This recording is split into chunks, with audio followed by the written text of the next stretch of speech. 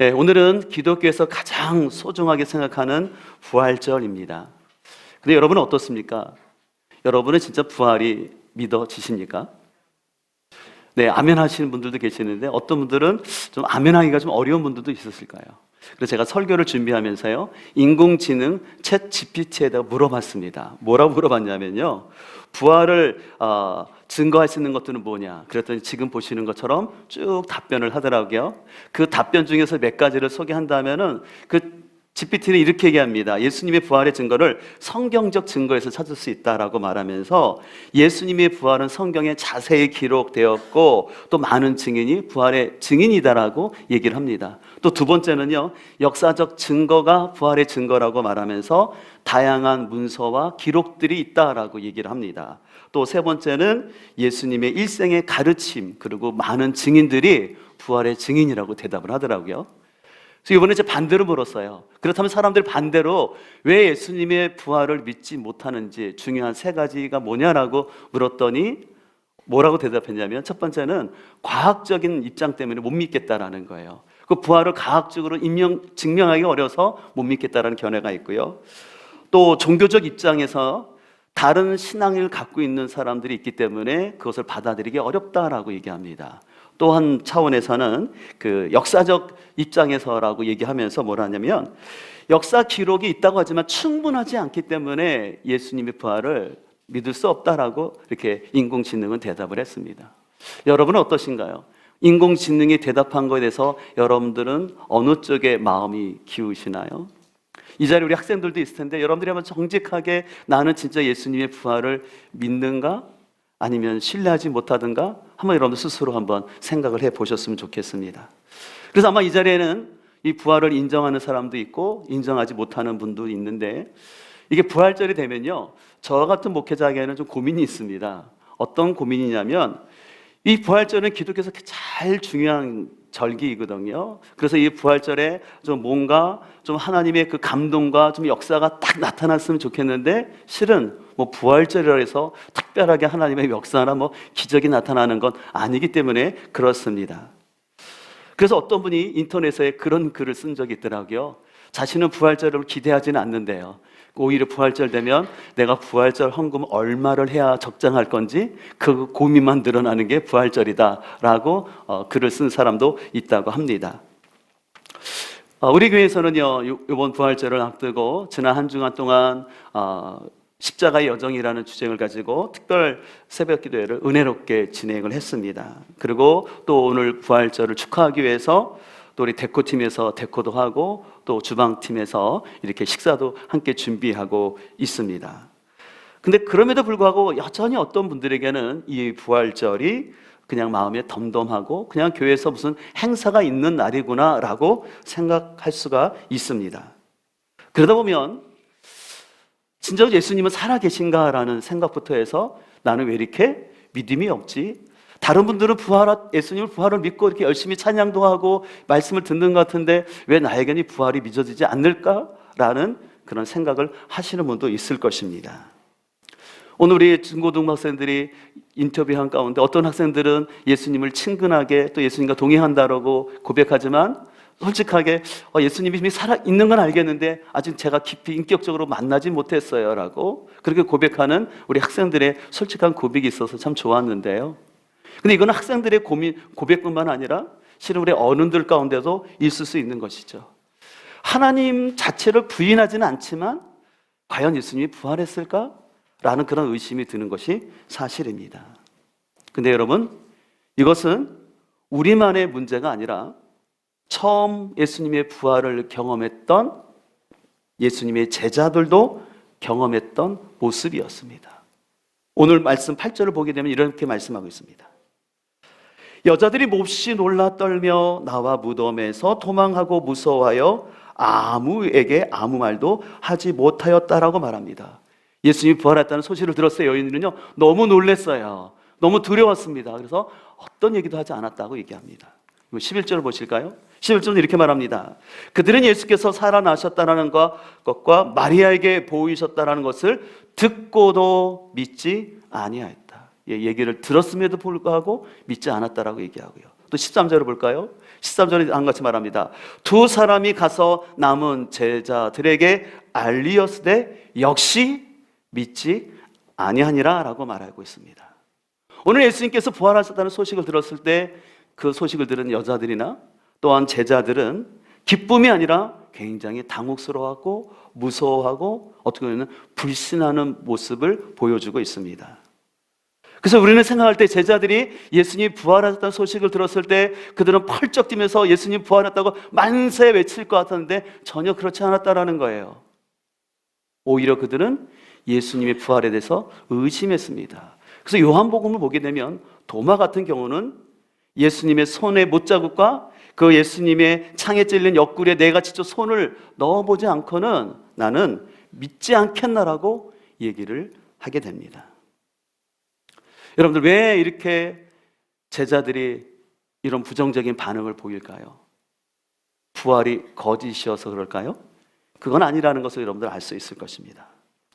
예수님의 부활 사건을 기록하고 있는 그 복음서의 내용들을 자세히 보게 되면요, 우리가 생각했던 것과는 다르게 부활에 대해서 굉장히 조심스럽게 표현하는 것을 볼 수가 있습니다. 어느 복음서도요, 예수님의 부활을 기다렸듯이 저절로 우러나는 흥분과 감격으로 사람들이 반응했다라고 얘기하지 않습니다. 지금 제가 읽어드린 것처럼 많은 제자들은 주님의 부활을 의심했고 두려워했고 주저하는 모습을 보였습니다. 근데 저는요, 오히려 이러한 성경의 기록이 성경의 진리성을 더 확신하게 됩니다. 왜냐하면 여러분 실은 사람이 다시 산다는 것, 부활한다는 것은 인간의 가치관에서는 문화에서는 이해할 수 없는 일이에요. 그냥 어떤 사람이 다쳤는데 치유받았다, 어떤 사람이 어떤 질병에서 고침받았다, 그 정도는 믿을 수 있잖아요. 어떤 자연현상은 믿을 수 있잖아요. 근데 여러분 생각해 보십시오. 죽은 사람이 다시 살아난다는 거 내 눈앞에서 봤거든요. 제자들이 봤거든요. 주님이 십자가에서 분명히 손에 못 박힐 뿐만 아니라 옆구리에 창이 찔려서 물과 피를 다 쏟으셔서 예수님이 완전히 죽으신 걸 봤어요. 그게 불과 몇 시간 전인 거예요. 근데 분명히 죽었던 그 예수님이 다시 살아났다고 했을 때 그것을 쉽게 믿기가 어려웠던 것이 사실이었습니다. 그래서 예수님의 부활을 첫 경험한 사람들은 무서웠고 마치 유령을 보는 것으로 생각을 했습니다. 그래서 오히려 이런 반응은 저는 당연하다고 생각합니다. 그런데 성경은 이런 제자들과 여인들의 불신하는 모습을 나무라지 않고 그대로 우리에게 보여주고 있어요. 이렇게 예수님의 부활을 의심하고 있는 제자들에게 이제 천사들이 나타나서 반복적으로 하는 말이 있습니다. 마태복음 28장 7절을 보면요, 우리 같이 한번 읽으실까요? 시작. 빨리 가서 갈릴리로 가시니 거기서 너희가 배우리라. 예, 또 누가복음 24장 6절은 이렇게 말합니다. 여기 계시지 않고 살아나셨느니라. 갈릴리에 계실 때 너희에게 어떻게 말씀하셨는지를 기억하라고 말합니다. 또 요한복음 21장 1절을 보면 그 후에 예수께서 디베라 호수에서, 이 디베라 호수가 바로 갈릴리 호수이죠, 또 제자들에게 자기를 나타나셨으니 나타나신 일은 이러하니라 라고 말하고 있는데, 여러분 지금 읽었던 본문 가운데 공통되는 단어가 있죠. 어떤 단어였습니까? 갈릴리였어요. 왜 예수님은 부활하신 다음에 천사들을 통해서 제자들에게 너희들 다시 갈릴리로 모이라고 왜 얘기를 했을까요? 여러분 갈릴리는 알다시피 예수님이 3년 동안 공생애 하실 때 가장 중점 두고 사역했던 곳이었습니다. 3년 동안 저 갈릴리를 중심으로 해서 여러분들이 잘 아시는 것처럼 산상수훈에 나오는 팔복의 말씀을 가르치셨고, 그리고 병자들을 치유하셨고, 많은 귀신을 쫓아내었던, 또 그 갈릴리 호수편 반대편 이방인의 땅에 가서도 많은 사역을 하셨던 곳이 갈릴리였습니다. 근데 오늘 그 주님께서는 이 갈릴리에서 다시 주님이 만나주시는 거예요. 자, 그래서 마태복음 28장 16절 이하는 이렇게 말하고 있습니다. 11 제자가 갈릴리에 가서 예수께서 지시한 산에 이르렀을 때 예수를 배웠고 경배하나 아직도 의심하는 사람들이 있더라는 거예요. 예. 주님을 아직도 의심하고 있는 가운데 18절 예수께서 나와 말씀하여 이르시되 하늘과 땅의 모든 권세를 내게 주셨으니 그러므로 너희는 가서 모든 민족을 제자로 삼으라는 새로운 사명을 주십니다. 또 누가복음 24장을 보면 이렇게 말씀하고 있는데요. 40절 보면 이 말씀을 하시고 손과 발을 제자들에게 보여주셨어요. 근데 그들이 너무 기쁨으로 아직도 믿지 못하고 놀랍게 여기고 있습니다. 그래서 예수님이 그들에게 먹을 것이 있냐?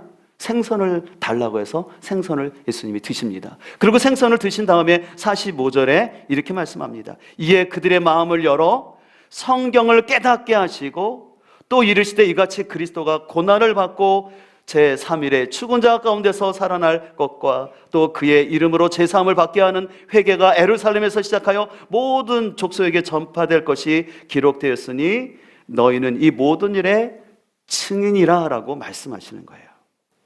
예수님은요 갈릴리에서 제자들을 만나 주셨어요.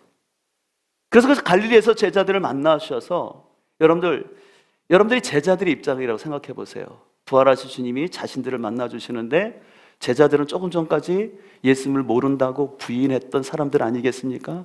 베드로 같은 사람은 예수님을 향해 저주까지 했던 사람이었어요. 근데 그런 예수님이 부활하셔서 나타나셨어요. 얼마나 당혹스럽고 얼마나 민망하겠습니까? 그때 예수님은 그들이 익숙했던 갈릴리 그 주변에서 그들과 함께 대화를 하시면서 그들 앞에서 생선을 잡수시고 또한 제자들을 위해서 먹을 것을 준비하시면서 함께 드시는 거예요. 함께 먹으면서 우리가 상상할 수 있는 것은 아마 제자들은 3년 동안 주님과 먹었던 그런 기억하지 않았을까요? 아, 이거 옛날에 주님과 함께 먹었던 건데, 이 생선 이거 먹었던 건데. 자, 그렇게 하면서 음식을 먹으면서 사람은 음식이 들어가면 어떡합니까? 마음이 풀리지 않습니까? 자, 마음이 풀리는 가운데 예수님이 제자들을 향해서 야단치는 것이 아니라 성경을 다시 가르쳐 주시는 거예요. 다시 차근차근 가르치면서 자 봐라, 율법과 구약의 선지자들이 말했던 것처럼 메시아는 어린 나귀를 타고 오셔서 그가 그 몸을 버리심으로 인해서 자기 백성을 구원하신다고 말씀하지 않았니? 그것이 이루어졌고 메시아는 다시 내가 살아났다라고. 그리고 제자들에게 말합니다. 너희가 지금 나를 본 것처럼 나의 부활의 증인이 되라. 부활에 대해서 변명하거나 변호사가 되지 말고 너희가 부활한 나를 봤던 것처럼 이 일의 증인이 되라. 그러면서 그들에게 새로운 사명을 주시는 것을 보게 됩니다. 이로 인해서 처음에는 예수님의 부활을 의심하고 있던 그런 부정적인 태도를 보였던 예수님의 제자들은 지금 보시는 것처럼 요한 사도 한 사람만 빼놓고는 11명의 사도들이 또 나중에 충원된 마띠아까지 해서 다 예수 그리스도의 복음을 전하다가 순교하게 됩니다. 예전에 제가 한번 소개해드렸던 미국 하버드대 법학 박사인 그린 리피라는 그 박사는요 불신자였어요. 그래서 이 부활의 허구성을 그가 증명하기 위해서 법학자로서 많은 자료들과 것들을 연구했어요. 근데 그 연구하는 가운데 그가 오히려 부활을 인정하게 됐어요. 왜 그러냐면 그 사람은 법학자 입장에서 죄인들은요 사람들은 늘 자기 이익을 위해서 거짓말을 하거든요. 근데 그 박사가 볼 때는 이 12명의 제자들이 똑같은 장소에 죽은 것도 아니고 똑같은 시간에 죽은 것도 아니고 다 뿔뿔이 다른 장소에서 다른 시간에 죽어가면서도 그들이 외쳤던 것은 뭐냐면 예수 그리스도가 구세주라는 사실과 예수님이 부활했다는 그 사실을 선포했다라는 것이에요. 법학자의 입장에서 어떤 사람도 거짓 때문에 자기의 목숨을 걸지는 않는다라는 거예요. 그러면서 죽으면서 동일한 얘기를 하지 않는다라는 거예요. 그것을 봤을 때 그가 법학자로서 예수님의 그 부활을 인정할 수밖에 없고 그래서 그 증인들의 증언들을 아까 보였던 책처럼 고백하게 되었습니다. 성경은 우리가 다양한 각도에서 연구를 하는데요. 때로는 성경에 대해서 굉장히 비판적으로 보는 학자들이 있어요.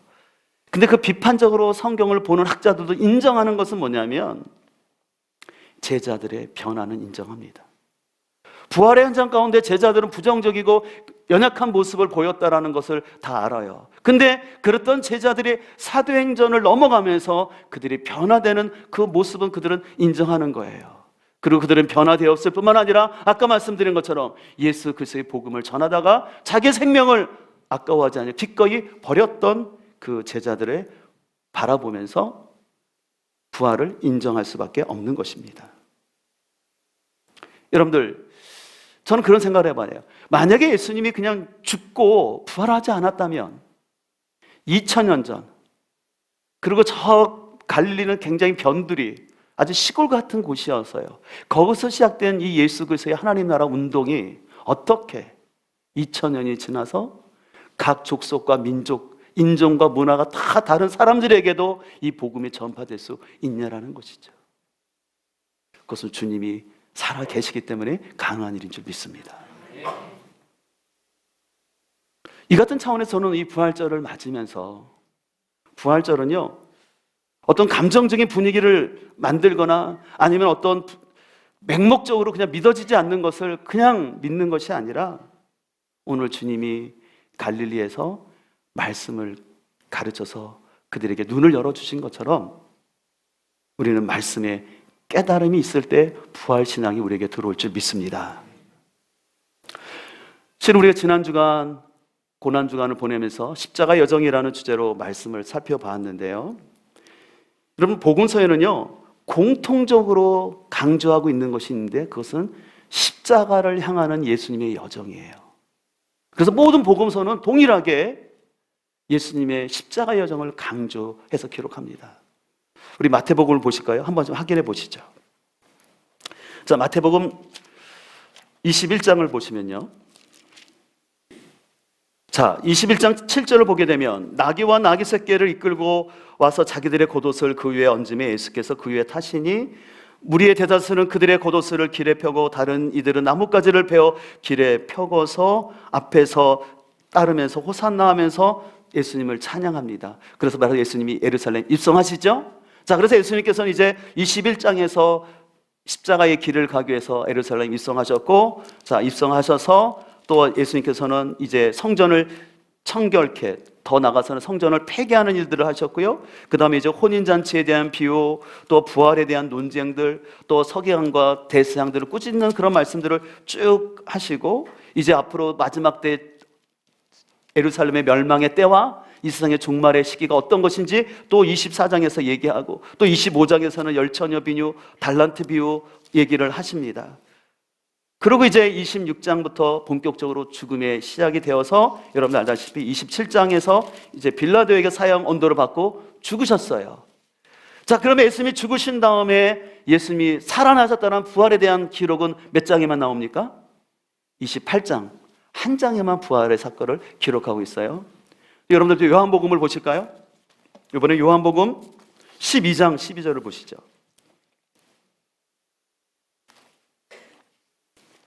요한복음 12장 12절을 보게 되면 동일한 사건을 소개하고 있는데요, 그 이튿날 안에 명절에 온 큰 무리가 예수께서 예루살렘으로 오신다는 것을 듣고 종려나무 가지를 가지고 맞으러 나가서 외치되 호산나 찬송하리로다, 주의 이름으로 오시는 이 곧 이스라엘의 왕이시여라고 하면서 이제 12장부터 예수님이 드디어 예루살렘에 입성을 하십니다. 그래서 입성을 하셔서 그곳에서 이제 여러 가지 사역들을 하셔요. 근데 이것들이 다 어떤 일이냐면 일주일 동안에 이루어지는 일들이에요. 그래서 13장에 제자들의 발을 씻기시고 이제 또 새롭게 제자들의 여러 가지 가르치시는 얘기들을 쭉 하셔요. 그래서 14장, 15장, 16장, 18장 넘어가고 이제 18장에서 잡히시고 이제 빌라도 앞에서 사형 언도를 받고 예수님이 이제 십자가에 못 박혀 죽으시게 됩니다. 자, 그 다음에 20장 가게 되면 이제 20장과 21장에서 예수님이 부활하셨다라는 얘기를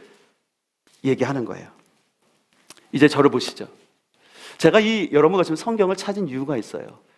성경은요, 예수님의 부활에 대해서는 한 장과 두 장밖에 기록 안 하지만 예수님이 일주일에 있었던 고난에 대한 얘기들은 많은 장을 할애해서 기록해요. 그래서 여러분, 복음서가 어디를 기점으로 중심을 기록하고 있냐면 철저히 예수님이 우리가 흔한 말하는 순환주간의 일주일에 가장 많은 분량을 기록한다는 거예요. 그럼 왜 이렇게 기록할까요? 이것은 뭐냐면 예수님이 만약에 부활하지 않았다면 예수님의 그 죽음 사건을 이렇게 자세히 기록할 수가 없는 거예요. 다시 말해서 예수님이 부활의 승리가 있었기 때문에 예수님의 고난이 그냥 슬픔으로 끝나지 않고 예수님의 부활이 있었기 때문에 심지어 베드로를 비롯한 제자들의 배신과 그 연약함을 그대로 써도 창피하지 않는 거예요. 왜요? 예수님이 부활하셨기 때문에. 그래서 여러분들 기억하십시오. 복음서가 쓰여진 동기는 뭐냐면 부활하신 예수님 때문에, 부활하신 예수님을 보니까 이분이 진정 하나님이었다는 사실을 알게 되었고, 그럼 부활하기 전에 어떤 일이 있었지?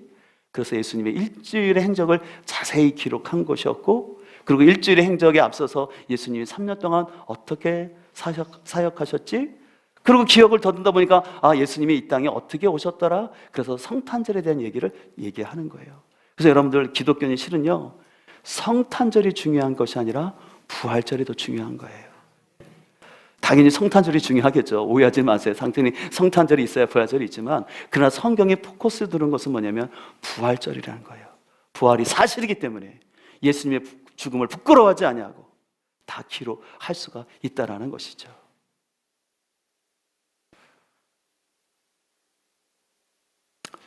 사랑하는 성도 여러분, 여러분들은 진짜 부활을 믿고 싶습니까? 그렇다면 저는 우리 구주 예수님께서 십자가에 죽으신 것처럼 우리 역시도 끊임없이 주님이 십자가에 죽으신 것처럼 우리 안에 있는 자기 중심성, 자기의, 자기 생각을 내려놓아야지만 우리 안에 부활신앙이 이루어지게 됩니다. 우리에는 삶 가운데 여러 가지 문제들이 있어요. 어떤 인간관계나 또 경제적인 문제나 또 여러 가지 문제들이 있는데, 그 문제 가운데 우리가 진정으로 부활의 기쁨을 맛보려 하면요, 말씀을 깨닫고 내 자아가 죽어야지만 그 안에 부활의 생명이 역사하는 줄 믿습니다.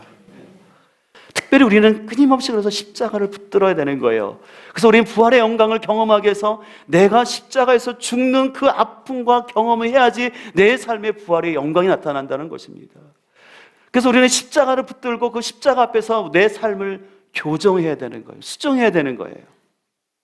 그래서 주님께서 십자가를 통해서 우리에게 가르쳐 주는 것은 뭐냐면, 나의 생각과 나의 계획들을 내려놓고 주님이 가셨던 그 십자가의 삶을 생각하고, 그리고 그 말씀으로 깨닫게 하셨던 그 주님의 말씀에 대한 관심을 갖는 것입니다.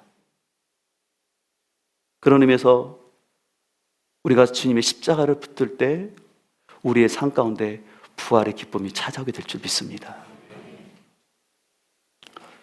그런 의미에서 저는 혹시 여러분들이 가운데 예수님의 부활이 믿어지지 않는다고 해서 두려워하지 말고요, 그냥 믿어지지 않는데 믿는 척도 마시고요, 또 부활이 믿어지지 않는다고 해서 하나님이 없다라고 생각하지 마시고, 오히려 오늘 우리가 갖기 원하는 마음은 주님께서 그 부활하신 주님이 갈릴리에서 그들에게 말씀을 풀어주신 것처럼 그 여러분의 삶의 자리에서 하나님의 말씀을 묵상하고 그 말씀에 깨달음이 있기를 소망합니다. 제가 아까 말씀드린 것처럼 저는 성경 묵상하면서 왜 예수님이 갈릴리로 오게 하셨을까? 오히려 그 예루살렘 중심지니까 거기서 부활하신 모습을 더 보여주면 그 종교적 수도고 중요한 곳이어서 더 복음이 빨리 전파되지 않을까 싶었는데 아니셨어요. 주님은 그 제자들과 함께 하셨던, 많은 사람들을 놀래게 해서 세상을 변화시킨 것이 아니라 주님이 3년 동안 함께 하셨던 그 제자들을 사랑하셔서 그들에게 동일하게 말씀을 풀어주시는 거죠. 그래서 그 제자들은 3년 동안 일상을 함께 했던 그 갈릴리에서 주의 말씀을 다시 깨닫게 된 것입니다. 그런 의미에서 저는 우리가 주님을 만난다라는 것은 일상의 자리에서 저는 주님 만나기 소망합니다. 어떤 사람한테 가야지만 진리가 있는 것처럼, 어떤 공동체에 들어가야지만 거기가 완전한 것처럼, 그런데 현혹되지 않으셨으면 좋겠어요. 그런데 우리 마음이 현혹되면 우리가 얼마 전에 봤던 다큐멘터리처럼 신을 배신한 말도 안 되는 그런 교주들 앞에 가서 우리 인생을 망칠 수밖에 없어요. 예수님을 만난다는 저는 그렇게 생각합니다. 내가 살아가는 삶의 자리에서, 부부간에 있는 문제의 자리에서, 내가 일터에서 있는 그 문제 가운데서 십자가의 정신을 붙잡는 거죠. 나의 생각과 나의 방법을 내려놓고 주님이라면 이 상황 속에서 어떻게 하실 건가를 붙잡고 주님의 깨달음을, 주님의 은혜를 구할 때 주님이 그곳에서 여러분을 만나줄 줄 믿습니다. 특별한 걸 구하기보다는 여러분 일상의 자리, 여러분의 갈릴리가 어디인지 생각해 봤으면 좋겠습니다. 그 자리에서 한 걸음 한 걸음 주님께 나아갑시다. 그러면 주님께서 우리를 만나줄 줄 믿습니다.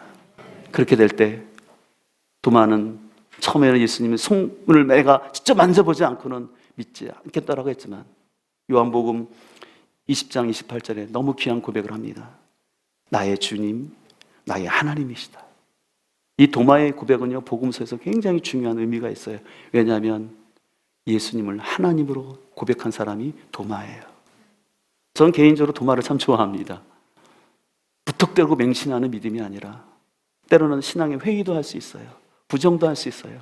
그러나 주님을 떠나지 않고 주님을 향한 갈망으로 감으로 인하여서 그 말씀의 깨달음 속에서 예수님을 나의 주님, 나의 하나님이라고 고백할 수 있는 그 은혜가 우리에게도 넘쳐나기를 소망합니다.